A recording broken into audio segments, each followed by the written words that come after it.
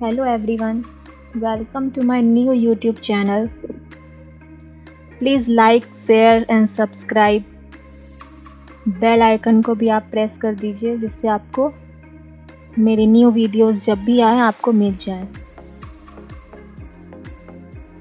Shivani beliefs true facts, ये मेरे channel का नाम है।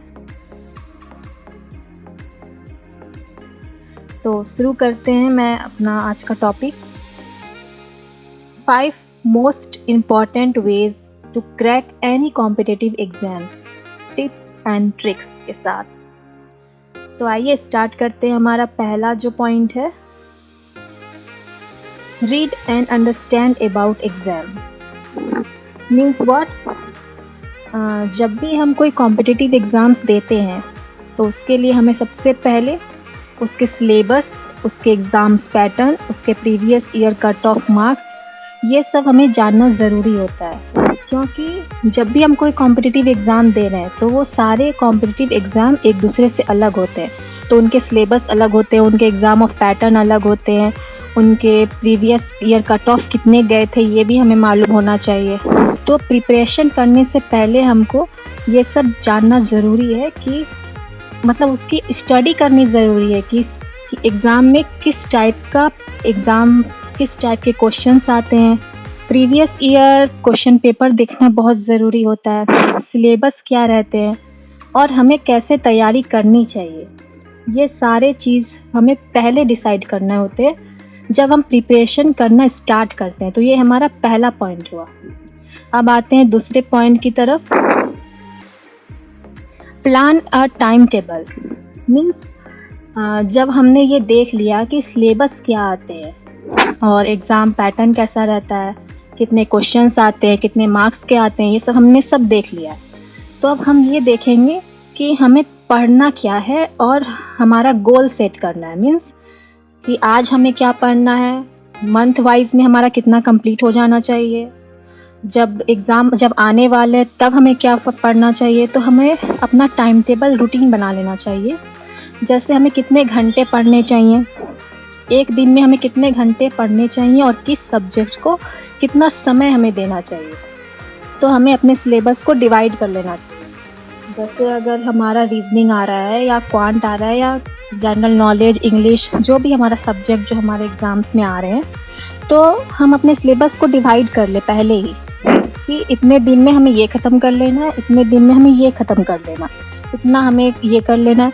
तो जैसे अगर हम अपना गोल सेट कर लेते हैं तो फिर हमें बाद में बर्डन नहीं लगता है कि अरे हमारा ये भी बचा हुआ पढ़ना, ये भी हमारा बचा हुआ पढ़ना। तो अगर हम सेट कर लें, अपना टारगेट सेट कर लें, monthly, weekly and daily target, कितना हमें अचीव कर ही लेना, 1 महीने तक में मेरा ये इतना कंप्लीट हो जाएगा, तो क्या होगा, वो हमारा सिलेबस जल्दी भी ख़त्म होगा और हमें प्रैक्टिस के लिए टाइम भी मिलेगा। होप है आपको समझ में आ रहा होगा जो भी मैं आपको बता रही हूँ। अब आते हैं नेक्स्ट पॉइंट की तरफ। Third point, focus on preparation. Means what, जब हम ये सब डिसाइड कर लिए कि हमें कितने घंटे पढ़ने हैं या फिर हमें क्या पढ़ना है, हमारा सिलेबस क्या है, ये सब हमने सब देख लिया, तो फिर अब हमें प्रिपरेशन पर फोकस करना है।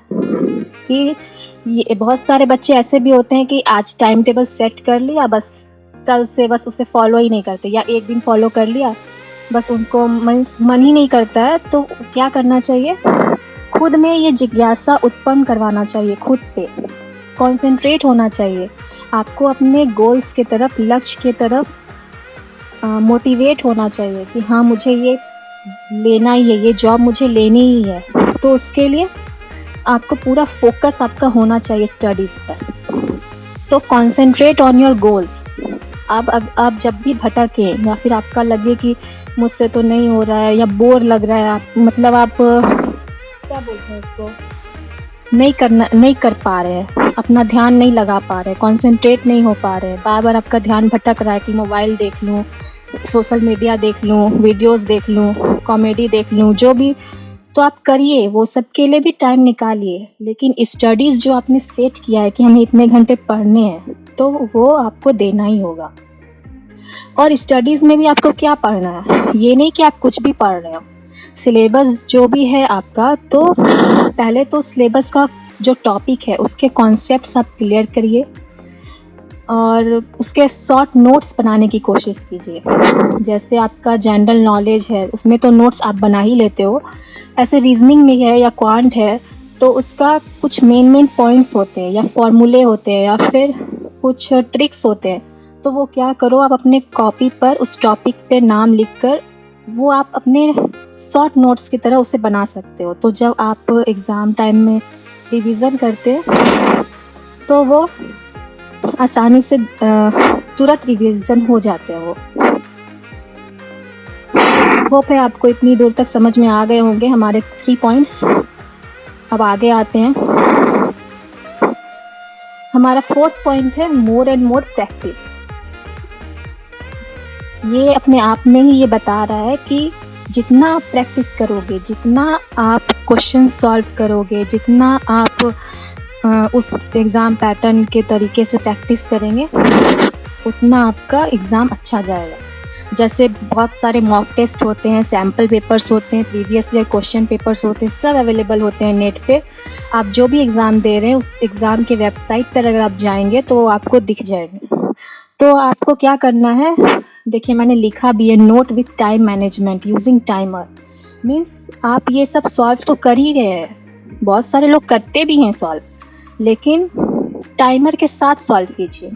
मीन्स आपका एग्ज़ाम जैसे 3 घंटे का है या 1 घंटे का या 1.5 घंटे का, सबका अपना अपना अलग टाइमिंग होता है। तो आप घड़ी अपने पास रखिए या फिर मोबाइल में टाइमर सेट कर लीजिए और फिर आप अपना मॉक टेस्ट या क्वेश्चन पेपर सॉल्व कीजिए।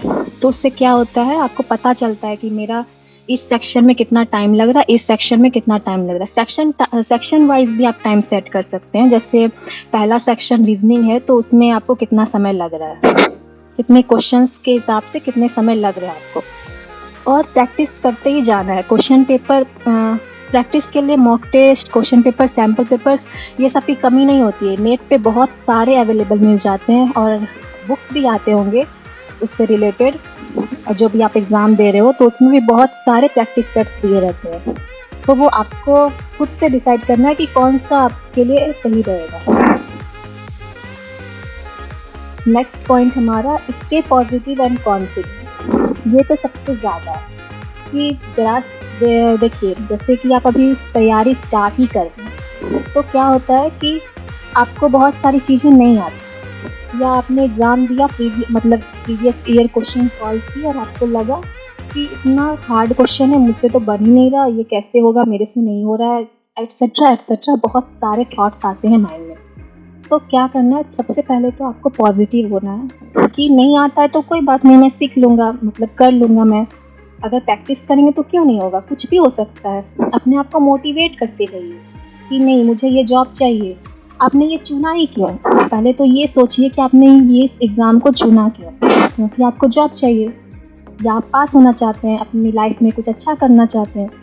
तो अगर आप बार बार उस थॉट्स को या रिमाइंड करते रहेंगे, खुद को रिमाइंड करवाते रहेंगे, तो आप में वो पॉजिटिव एटीट्यूड आप में डेवलप करता है। तो कभी भी निराश होने लगे या फिर क्वेश्चंस आपके गलत बन रहे हैं, नहीं सॉल्व हो रहा है, तो उसके लिए यूट्यूब पे बहुत सारे वीडियोस अवेलेबल होते हैं उस टॉपिक को लेकर। जैसे क्वांट है, क्वांट में जैसे बहुत सारे बच्चों के मेंसुरेशन या परसेंटेज चैप्टर, बहुत सारे चैप्टर होते हैं जिनसे बहुत सारे डाउट आते हैं। तो वो क्या करते हैं, यूट्यूब पे आप उस टॉपिक को सर्च करेंगे तो बहुत सारे वीडियोस अवेलेबल हैं, बुक्स अवेलेबल होते हैं, आपके पास टीचर्स होंगे, बहुत सारे ट्यूशन्स भी लेते होंगे। तो अपने टीचर्स से पूछिए, अपने कॉन्सेप्ट्स को क्लियर करिए। जब तक आप क्लियर नहीं करेंगे वो क्वेश्चंस कभी सॉल्व नहीं होंगे। तो अपने आप पे भरोसा रखिए कि आप कर सकते हो, तभी तो आपने वो चुना है, नहीं तो क्यों चुनते आप। आपको कहीं ना कहीं तो ऐसा लगा होगा ना कि आप ये एग्ज़ाम क्लियर कर सकते हैं। कोई ऐसे ही तो कोई एग्ज़ाम नहीं देने लग जाता है। तो अपना बेस्ट देने की कोशिश कीजिए, प्रैक्टिस करिए, प्रैक्टिस से क्यों नहीं होगा। तो ये था हमारा आज का सेशन जो अभी समाप्त हो गया है। तो थैंक्स फॉर वाचिंग। ऐसे ही मैं आपके लिए वीडियोस लाती रहूँगी, आपको मोटिवेट करती रहूँगी आपके फ्यूचर्स के लिए। So thank you everyone. Like and share ज़रूर करिए, सब्सक्राइब करिए, बेल आइकन को प्रेस करिए, मेरी नोटिफिकेशंस आपको मिलती रहे।